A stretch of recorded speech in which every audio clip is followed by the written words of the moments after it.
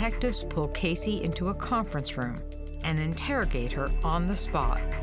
Everything you've told us has been a lie, including the fact that it's been over a month since you've seen Kaylee and that you don't know where she is. I don't. You do. We need to get past this. You know where she is. Now, this stuff about Zanny, the caretaker nanny, It's the truth. it's not the truth. We went to that same complex. There's no person that ever lived there by that name. The apartment's been vacant since March. It's giant lie number 2. Kaylee's nanny never existed at all. Zanny the nanny was nothing more than a figment of Casey's imagination. And this is the person who we know is, a chronic liar. It takes a unique person to get up each morning, get dressed, and go to a job that doesn't exist for 2 years. I could see someone doing that for a week, a couple weeks, but for 2 whole years, getting their daughter dressed up, getting her ready to drop her off to a nanny that doesn't exist.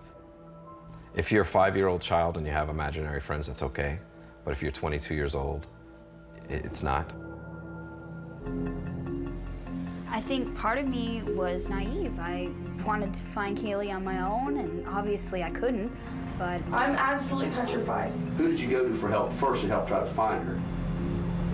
No one. Oh, no one, okay, all right. Well, I'm glad we got that straightened out. Casey Anthony is an exquisite liar. Her lies are so leveled and detailed that it's impossible to pull them apart and distinguish any truth from fantasy. Really. You get to a point where the more you dig into her web of lies, the more confused you get. You go into a vortex. No one knows what to believe in this story because truth and fiction meld for Casey Anthony.